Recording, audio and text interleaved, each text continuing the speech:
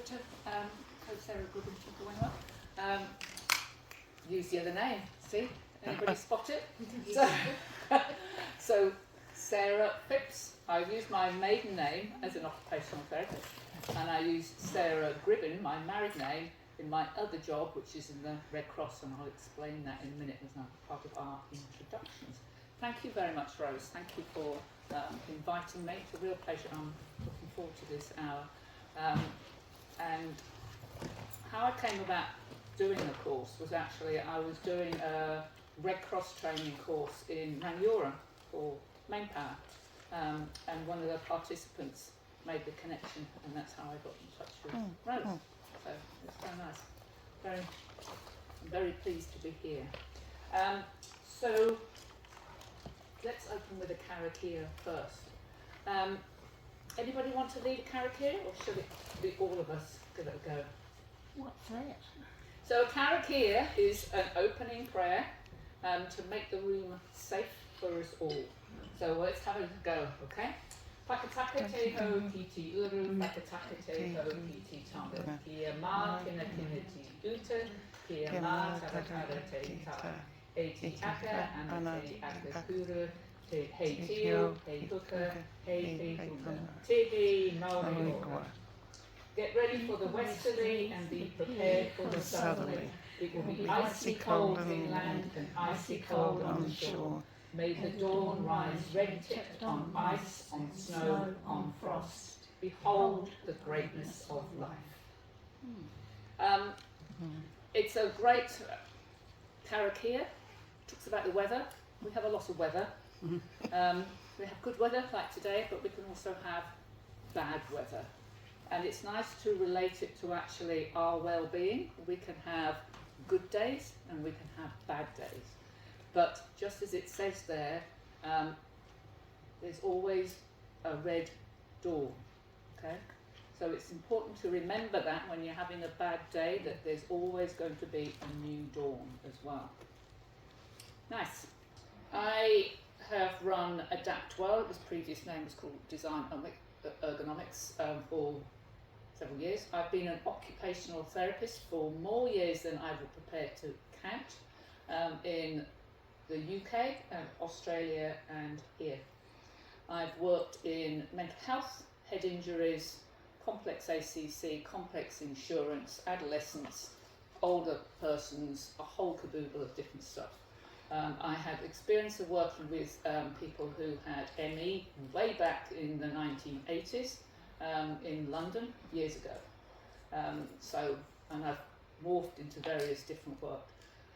As I touched on briefly, a lot of my work, I also work for the Red Cross. I'm the psychosocial advisor for New Zealand Red Cross, so predominantly my work has been involved in that area in the emergency and recovery aspect since the cyclone up north. So I'm involved in doing psychological first aid, so there's quite a lot of overlap in what I'm talking about today within that component, or involved in that. Okay, enough about me. Done that part. So our topics we're going to look at is the framework of Te Whare Tapa Whā. Do any of you know of the framework Te Whare Tapa Whā? A couple of you, okay, which is good. I use this a lot as my framework, all right? When I'm doing occupational therapy, and I'll expand on where it comes from originally. And we're going to build up some tools, and all this information is in your pack as well. So don't feel you have to absorb it. You're not going to be able to absorb it. I'm not going to read every single ounce of it. It's too much within an hour anyway, okay? Those are the tools we're going to look at. If there's any one you think I want to hone in on more, just ask me. I think that's going to be the best way to look at. Right, we're talking about health and well-being.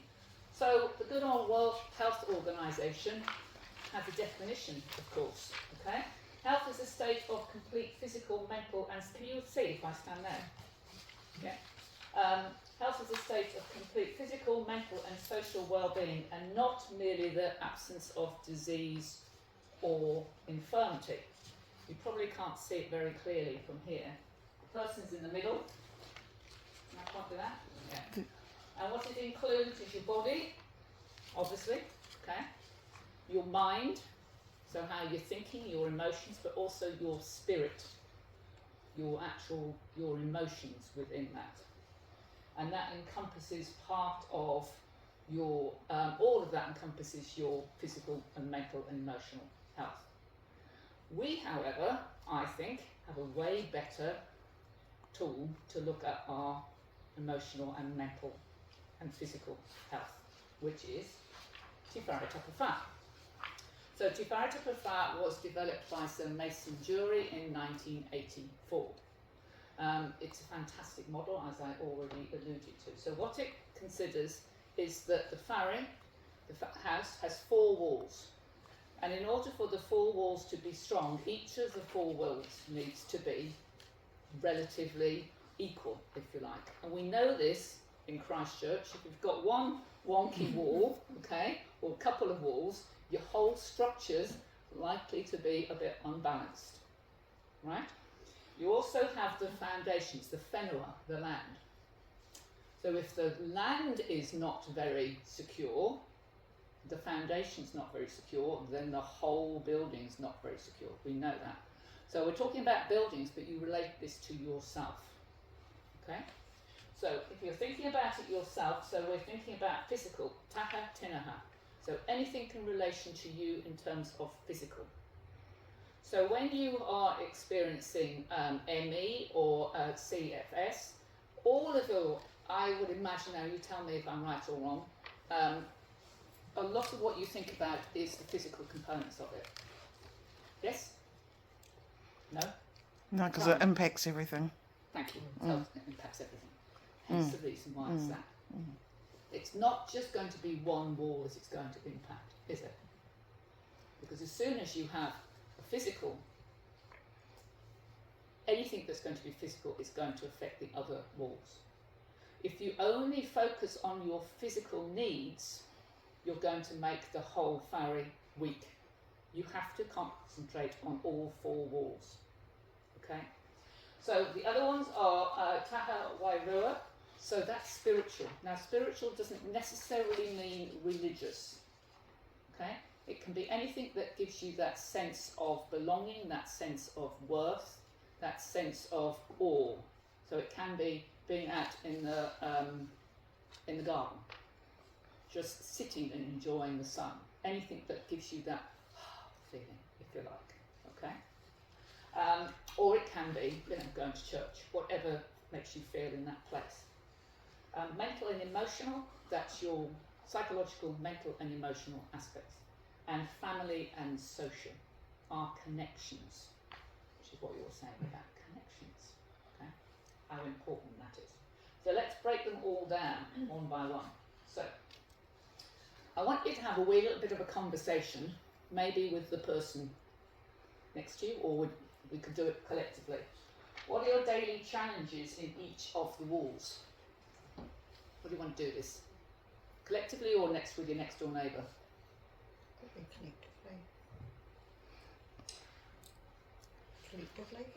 Collectively, okay. Okay, good. Okay, so give me some then. What are your daily challenges, first off, in physical? Just let's go with 3. Being awake. Being awake, okay. Yep, okay. Doing tasks. Doing tasks. Any kind, mental or physical. So just keep with the physical right Physical, now. yeah. Okay. Chores. Chores. Something from over here? Pain. Pain. Okay. All right. So you've got 3 things that are going to fit that one wall. Okay. Let's have a look at family and social. What things could be daily challenges for your family and social? And that social could be any connections. Okay. Lack of understanding. Lack of understanding. Great. Okay. You look well, but you're tired. Yes. Okay. Yeah. Yeah. Their physical health and well-being issues as well. Yeah, okay, so that's because you've gone to another wall. Just okay, literally sorry. keep, this is why we need to pull it apart. Yeah. Because when you start pulling it apart, you can then start looking at each of the walls individually and how you can build those walls up. The Okay. absence of loved ones. Say again? The absence of loved Absence ones. of loved ones. Friend, family. Yes, yes, okay. it's difficult to make the connections. I've Sometimes. lost a few in my case because of my health. Yeah, okay, all right, and thank you. Okay. Right, mental and emotional. What can be the challenges in that aspect for you? Remaining strong. Remaining strong. Yes? Yeah? Clarity in thinking. Clarity in thinking. Clarity in thinking, yes? One more? Con- Can't think of an answer when I've asked you a question. They always answered that one. yeah, cognitive issues, I think our brains often just Foggy. process so slowly. Yeah. Yeah. Okay. Yeah. Good Yeah. old cortisol will come into it. The stress hormone. Nice. And spiritual. So thinking of that broader term of what's spiritual, what could be the challenges for that? Believing that we're deserving. connection. Lack of connection then causes the problem in spiritual. In how? In what way? Not having people around you who are understanding. Yeah. Yeah.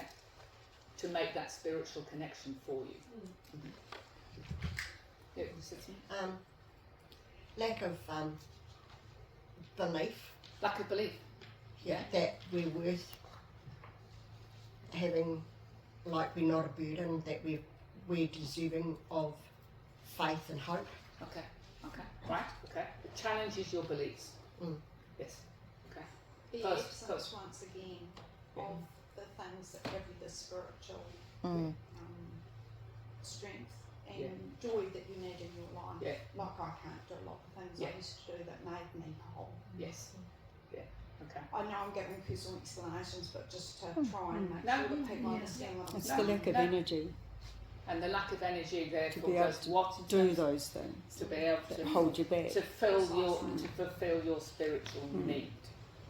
Okay, that you might have gained before. Okay. Is there any one wall that you would consider to be the weakest? And this is probably more personal. Each of you might have one that's the weaker one. Would it be physical? Would it be mental and emotional? You don't have to answer that. Family and social for me. Could be different for each of you. Okay. And is there one wall that holds it all up? Is there one wall that works harder than the rest? Mental and emotional. Yes? Yeah, for me it's my mental and emotional. Mental and emotional. Okay. So does it feel like your whare is a bit wonky? Yeah. If I had a little image, I almost thought about bringing some Lego building blocks so we can have that image of doing it. Because at the moment you've got lots of gaps in it, haven't you? You've got lots of gaps that you would have had this strong whare that we need to do. Okay. So it's then how do we start building it up? Okay, so it's like a little brick by brick by brick. And you might not be able to build it up all the time, and it's not going to stay strong like that all the time. Fully accept that. Okay. So let's look at Taha, Tinana, physical. So each of the walls is going to have an impact on the other one. You've already recognised that. Okay. So your physical is going to have an impact on the mental and emotional and all the other three. So that's why it's important not to just focus on one, you're focusing on all four. Make sense? Yeah. So using strategies such as sleep hygiene. Do you all understand what sleep hygiene is? Yes? No? Okay. It's not about just having clean sheets. That does help. You're all thinking, well, when was the last time I washed my sheets? So, what does sleep hygiene mean for people who know it? What do you understand by it? No screen for bed. No screens. No screens before bed? Yeah, right. How many of us do that? No screens before bed. How many of you have your mobile phone next to your bed? Turned off. Good, okay. Good. I do. I have my phone next to my bed because I'm checking what my family are doing overseas, and it's 12 hours apart, so, you know, bad habits. But, you know, we have to try and stop it so it's, you know, getting out of the routine if it's causing you issues. So no screens before bed. How many hours? One. Yeah, at least 1 hour beforehand. Yeah. at least 1 hour beforehand. Yeah. And then changing it to a blue screen, so it's the light, makes a difference. Yeah. And what else can help? Routine. Routine. Routine or sleep habits. Yes. Like going to bed at the same time every day, getting up at the same time every day, having a nap at the same time each day, maintaining a cool, dark environment in the bedroom, that the bedroom's for sleeping only, sort of thing. Brilliant, brilliant. We've got it all. So why do we have the routine? Why do we need the regular time? What's the purpose of that for our body? For our body clocks. And what's controlling that? The nocturnal diurnal circadian rhythm. Yes, That's it. and cortisol. So cortisol is our stress hormone, but cortisol also helps with our sleep rhythm and our nocturnal. Yeah. If you get it in the right pattern, it will help with that. Yes, you're not always going to be able to achieve that, but to try and go regular times to do that. Okay, so regular times is good. And you mentioned naps. Okay, so what do we do about naps? Aren't they good? And how long do we have a nap for? I can't control them personally. I sit and I fall asleep. This would not happen at home. I would be falling asleep Okay, all the time. Every Yeah. time I sit down. okay, okay. I can't control it. Yeah. For But if me, it's- for me it's about pacing as well. Yeah. So the pacing, I factor my naps in to work with my pacing. So my schedule is, I'm quite strict with it most of the time. Yeah. About factoring in a nap must be part of the pacing Nice. process. So you put that in there. We'll come up talk about pacing as well. And which but is- that's part of the sleep hygiene and the routine. Yeah. That if I don't have my nap, then everything else goes Yeah. to crap. Do you know the optimum length of time for a nap? It's supposedly 30 minutes. 26 minutes. I think it's probably different with MECFS though. Yeah, Yeah. I fully accept that. I fully accept that. But then, so it was NASA actually did the research. So it was 26 minutes for optimum time for a nap, and I fully accept what you're saying. So that because it changes again the whole cortisol in your REM sleep. Okay, but you could have 26 minutes and then another 26 minutes later, because if you go into longer sleep, then actually it changes that rhythm. So it'd be having shorter 26 minutes, I would recommend, than a long one. But again, it has to be what you can manage, 100%. Yeah. Different days. Different sometimes no days. nap, sometimes 3 hours. Yeah. Doesn't it seem to affect what happens Yeah. overnight from Yeah. there? I always try to have a snooze after lunch, Yeah. but never past 2 o'clock. Right, and that's because you've learned to do it, and that's all part of it, isn't And it? that's part of the rest as Yeah. well. Because one of the diagnostic criteria for MECFS is sleep dysfunction. Yeah. So it is something that we don't often have much control over. No. Yeah. Yeah. Yeah, and sleep is so important. We need our sleep for restorative. Yeah. Restorative. And breathing. Okay. Does anyone use any special breathing techniques? Deep breathing. Deep breathing, okay. Belly breathing. Belly breathing, diaphragmatic breathing. Because I notice if I have high pain, I do chest breathing and I have to try and get it down. Yeah. So in your pack of information, you will see the image of diaphragmatic breathing. Let me take you through it. If you put your hands on your stomach, with your fingers just touching. Both hands, fingers just touching. Okay? I'll talk it through first. It's hard to talk it while I'm breathing as well. So as you breathe in, through your nose, breathe in, your stomach's going to come out and your fingers will part. Because you're breathing from down here. So you breathe in, stomach out. As you breathe out, your stomach goes in and your fingers touch.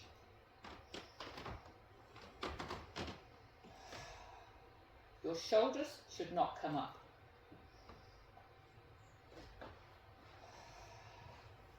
It takes practice. It's much easier to learn to do it, as I showed in the pack of information, to do it lying down first. Gravity helps. Right? So you breathe in, stomach out, breathe out, stomach in.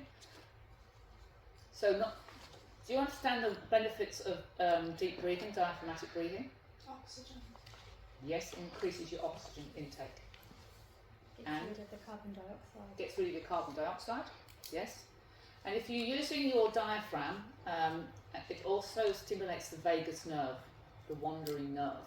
And the vagus nerve actually wanders all the way through, and it goes next to the amygdala in your brain.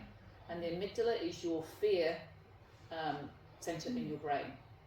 Your amygdala is the one that goes, oh, scary, everything's scary, and fight, flight, freeze. So if you do belly breathing, it will calm you down. That's the whole point of it. Okay? You can use various different techniques when you've learnt to do that. You breathe in for 4, hold for 5, out for 6. Okay? Whatever is comfortable for you. If you're having difficulty sleeping, you breathe in for 4, hold for 7, out for 8. Don't practice it now, you'll all be asleep. Okay? Especially in those comfy lazy boys. Okay? Any questions about sleep and breathing?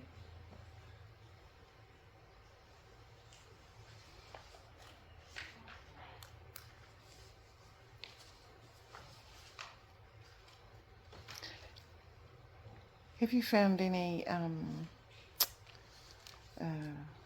wearable devices that monitor sleep very accurately?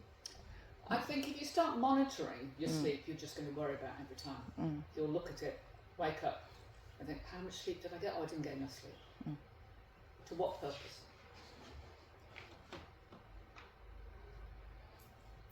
Well, I think for me, if I do monitor my activities. You like to, yeah. Oh, I don't. I mean, it's just a general look. Like, oh, okay, my base heart rate is up. You know, oh, that sleep wasn't that great last night. So what did I do yesterday? You know, it's just sort of like a general thing.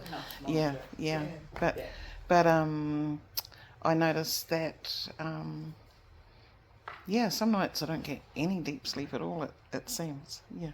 So it's just a bit of a puzzle, really. But which is perfectly normal. Okay. Perfectly normal. Yeah. And particularly women of a certain age. Oh, okay. Yeah. Yes. I try not to worry about it, thinking I'll just make up for it the next night. Our sleep patterns change considerably. Oh, I'm flicking through it. Here's the apps of Smiling Mind and Headspace are both good apps in terms of. There's a really good one that Smiling Mind, which is free. It's Australian, so if you don't mind Australian accents, they'll talk you through kind of a meditation sleep one, which is about 10-15 minutes long. But I think as well in that you can also record how your sleep is. And the Headspace, I'm fairly certain that also has one that will actually monitor your sleep, but you do have to pay for that one as well. Actually, one thing I noticed on this sheet, you've got prevent associating lying in bed with wakefulness. You know, if you're unable to fall asleep within 30 minutes, get up from bed.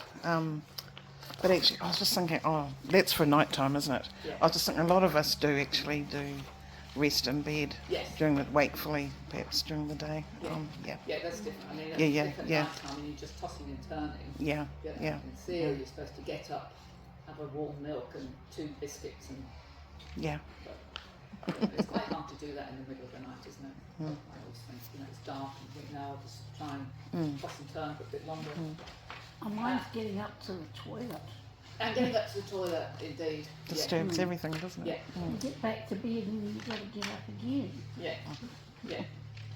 And pacing. So we talked about pacing. So how many of you use the techniques of pacing yourself? Yes, you all do. So I don't want to tell anyone how to suck eggs, basically. So tell me how you do it. Teach me what you do for your pacing. Schedules. Everything. Yeah? Yeah. The schedule, my calendar on my phone, is basically all scheduled except for my sleep and my nap times. Yeah. But yeah, Yeah. if people want to come over and visit, it's scheduled. Yeah. If I've got my nurse more home help and shower assistants coming in, it's scheduled. Yeah. And then anything extra I want to do is worked around what I've already got pre-existing that is always going to be there, you know, routinely through the week. Yeah. And it just carries over. But Nice. yeah, so the scheduling is. Yeah. So scheduling or timetabling, or however you want to call it, scheduling or however you want to say it, Mine's just a routine that I you've established. do every day. Nice. Anybody using different? Yeah. I have taken everything that I want to do, that I used to be able to do easily, apart from work, I had to give that up, break them into much smaller amounts, no matter how much my brain tells me I Reasonable don't want chunks. to do that. Yeah. But also I have massive amounts of contingency plans, backups, Yeah. to fall back on when I'm having a flare. Yeah. If I'm going somewhere, all those things I always have backup, and I have always not argue with myself and keep it simple, stupid, Yes. because it works. Nice. Yeah. Okay. So putting things into reasonable chunks, because you want to have it would be great to have a huge aim, but actually to break it down into smaller, manageable I chunks, shifted isn't it? a year ago, and I thought 3 months would be enough to get all my packaged stuff fully integrated and all decorated how I want. It's only a small place, and it took me 7 months. Yeah. But I had to forgive myself for that, and actually I was really proud of I was myself. going to say 7 months is amazing. Very slowly. Yeah. Yeah. And I feel, I do that too. I might start a bit of a job and then I'll leave it and then I'll start another bit of a job. And at the end of the day, I'll have accomplished what I wanted to do, but they'll have been done in bites. And some, I'll get back to it and finish that a bit later. But I also leave things for another day, and that next day, if I'm still too tired, I'll leave it for another day. Yes. Pass it on. Whereas Pass it on to someone else, or pass it on to another day. I'll pass it on to another day, and then another day, and I'll accumulate little piles, but I eventually get to do it. Yeah. Whereas before I would have done it. And when you have achieved whatever you have done, and then I'm quite happy. what do you do about that? Woo! Yes. It's actually really get it really done. important to acknowledge that, because that's also going to feed in and build up that mental and emotional wall. So it's actually not just going, it's actually saying it out loud to yourself. Well done, I did that, so it's 3 positives every day at the end of the day, what you did well, okay? What did I do well today? I got out of bed, great, okay? I went back to bed, whatever it is, okay?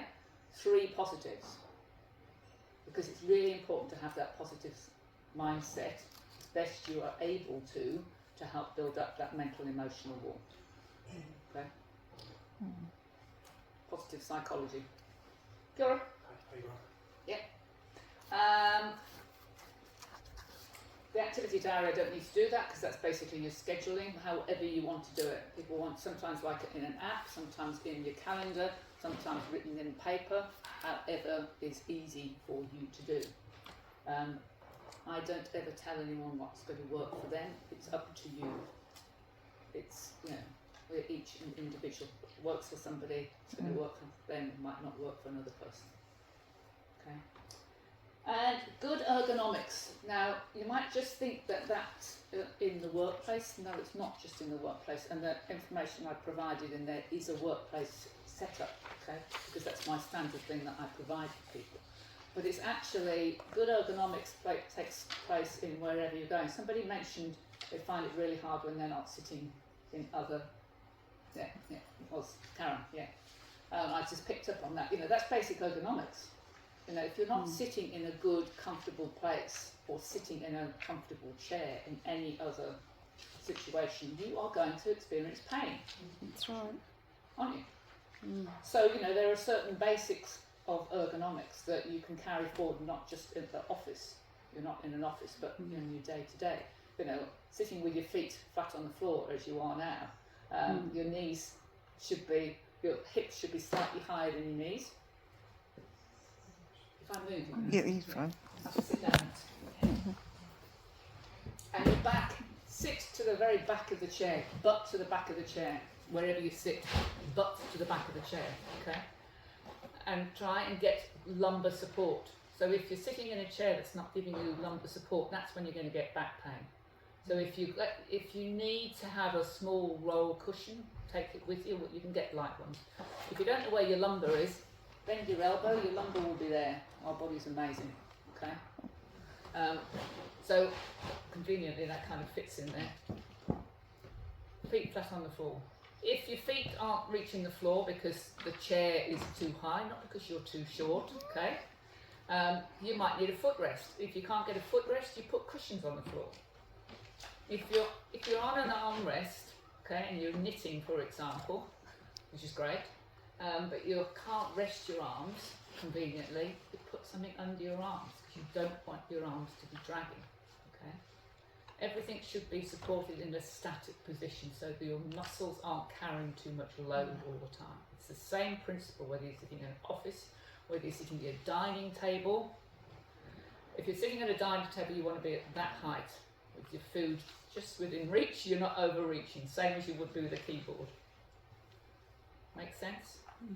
Minimise the effort within that and the muscle strain. Any questions on ergonomics? Very quick. Anybody use computers? And you try and avoid it as much as possible. You do, Rose. I know. You replied to me so quickly. Often people have trouble getting comfortable when they need bed rest.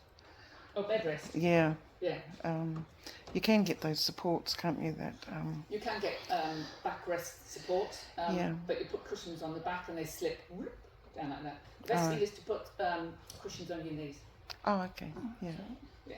So if you're sitting if you're lying on your back, put cushions under your knees, pillows under your knees. So you're taking the pressure. So instead of you won't slide down as much if you're doing that, and it also takes the strain off your hips. Yeah. Someone's trying to call me, and I'll just delete them. There you go. Any more on ergonomics? Oh, phones. Your mobile phones. Okay. Be very wary of using your mobile phones constantly. Do not put your phone like that. How many of you use your phone and crick your neck?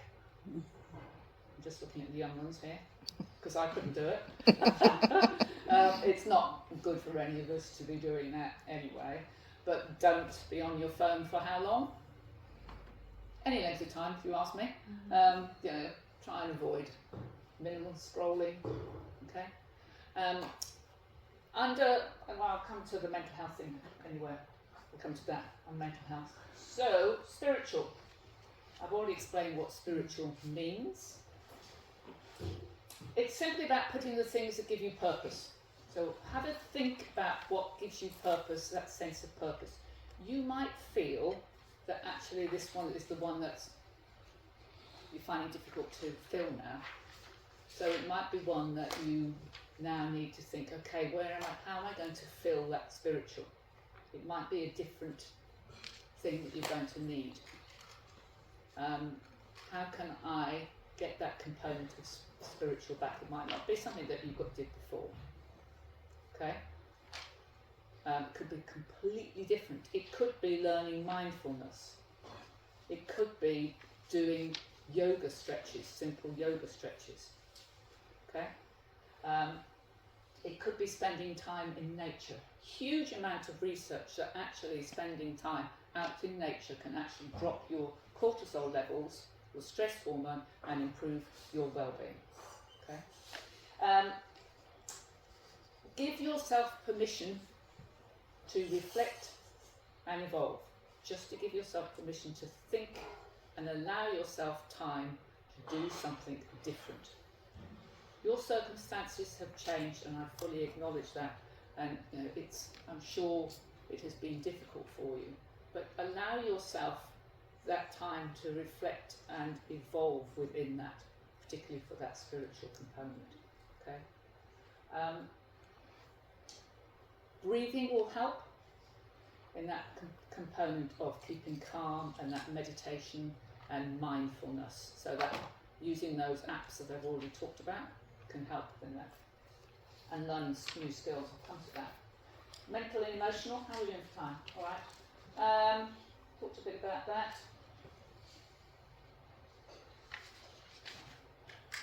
Yeah, so in your schedule, put in time for your mental and emotional. So you've got all those other components, but put in time to sit out, give yourself a time. Put in time for worry time. We all experience stress. Stress is perfectly normal, okay? And if you're going through a physical illness of any sort, your stress levels are likely to be higher. Your stress hormones are likely to be higher as well, as a consequence too. So just acknowledge that. But give yourself time, and anxiety might be a consequence too. Give yourself a worry hour. Schedule it in. Okay? This is my worry hour, and that's the only time I'm allowed to worry. And then if you start to worry any other time, no, you're scheduled for tomorrow. That's it. And then remember your 3 positives at the end of the day. All these little things can help with you. Mindfulness, talked about that. Oh, I've talked about the repeat ones. And talk to someone. There is nothing wrong with asking for help. Nothing wrong with asking. I mean, this group obviously is phenomenal as well. But, you know, talking to people, sharing experiences, but also asking for help as well. If you need external support as well, have you heard of 1737? All heard of 1737? No. 1737 is the national support line number. 24 hours a day, 7 days a week. You can phone or text. It's free. There are trained counsellors at the end of it. Sometimes they can be really busy. In fact, most of the time they're really busy. Okay. But if you need support at any time, please contact someone or speak to someone. Okay, and family social. Now we are social beings. We need connection. Yes, there are some people who are quite happy being on their own, but the majority of us actually need other people. The power of connection is very important for us. As it says there, social connectedness is a key driver for our well-being and resilience. So, as you said, Karen, it can affect that physical component and our mental and emotional. It can have that impact on our social wall, if you like, as well, and vice versa. So it's looking at how you can build that up and keep it going as best as possible too, or in other ways, like this group. Okay, it might not be what you did before, but it's another social connection. And social connection does not necessarily mean just on your phone. So in the Diagnostical Statistical Manual, DSM-5, which is the big tome of the book that diagnoses mental illnesses, there is actually a diagnosis for scrolling now through phones, etc. I don't know how many hours it's supposed to be. It's hours, okay? But it's actually because it's really not good for our mental health, okay? So just be wary. Yeah, I'm not saying you're all under that category, but it's so easy for us to fall into that trap, isn't it? So just of that balance there.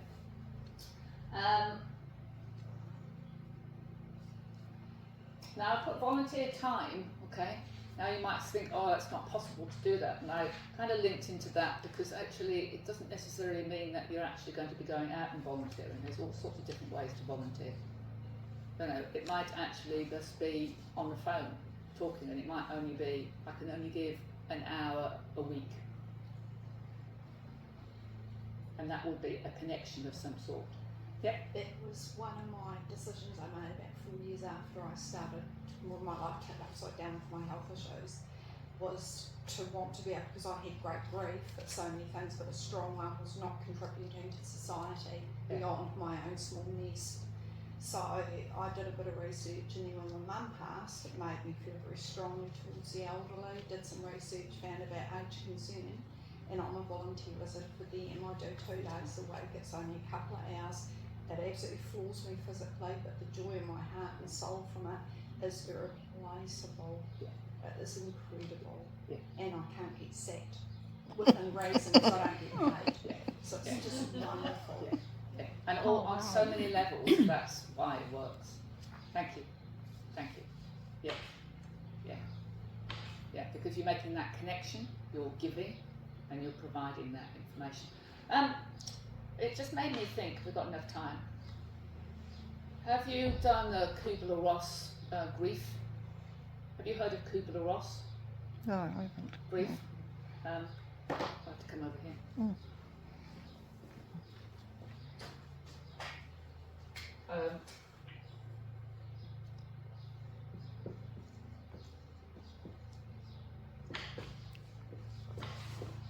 So Kübler-Ross was a Swiss psychologist in the 1960s who looked at grief.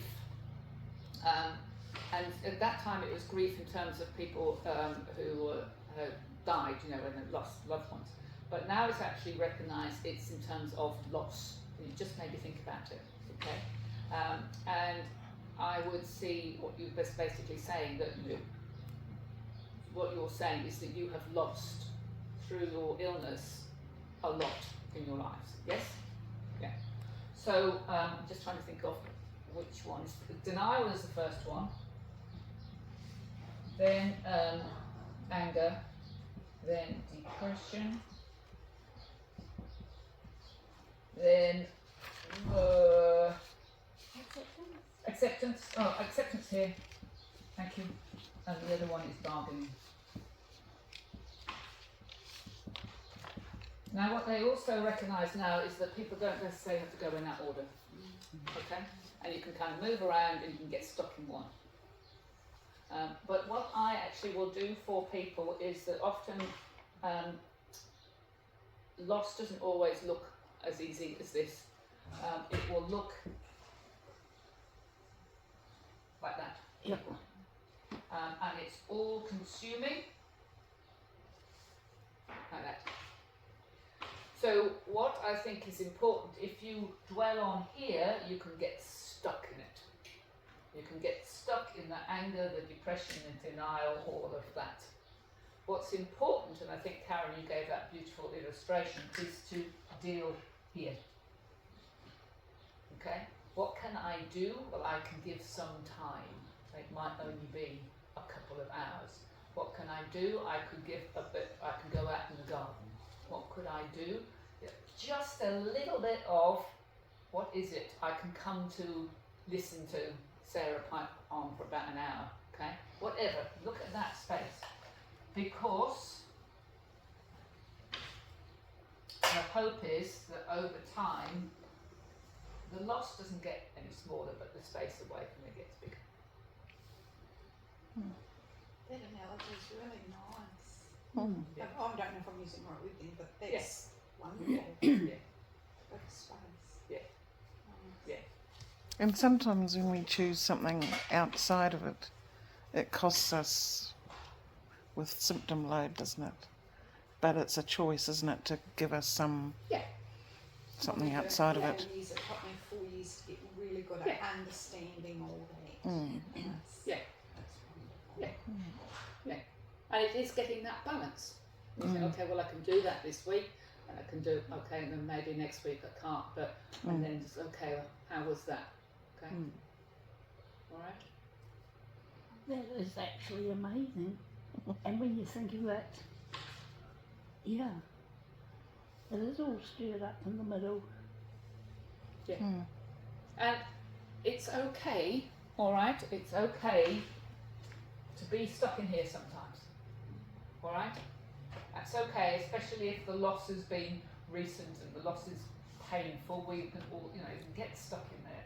But try to get out of here sometimes. And by looking at Te Whare Tapa Whā as a model, I just suggest that that can help you in that little space there.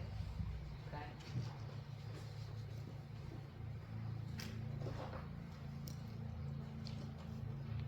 Those are my references, and that's me. Bang on, million, not quite now. Any other questions?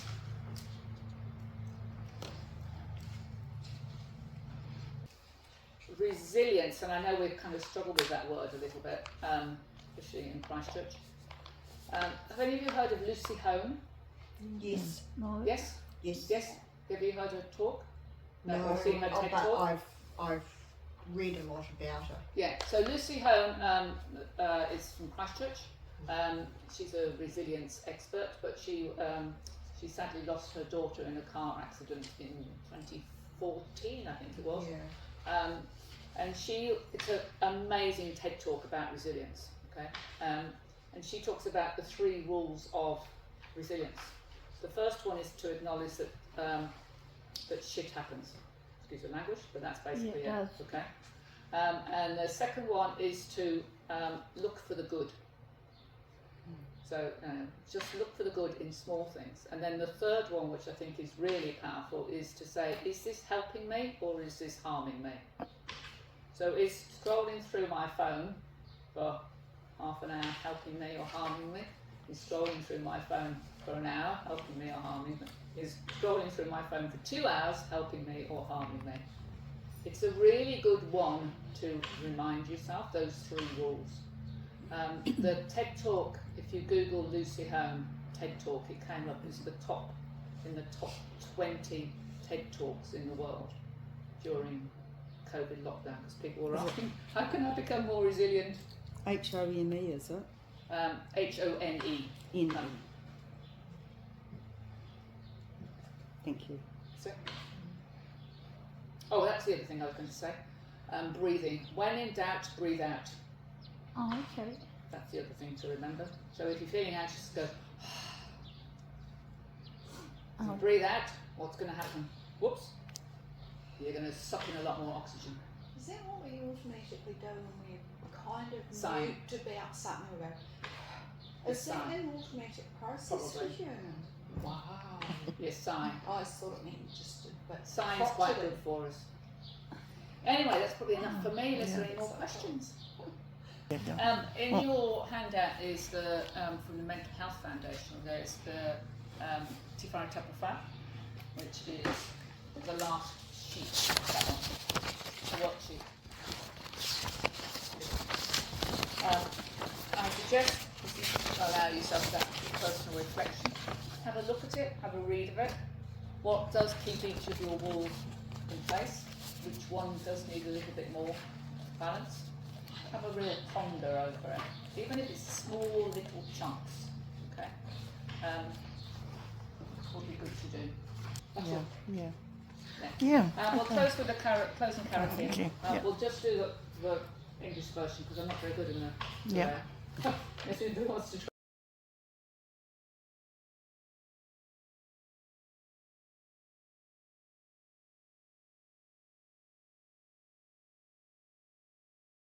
Thank you, everyone. That's amazing. Very quick. Thank you.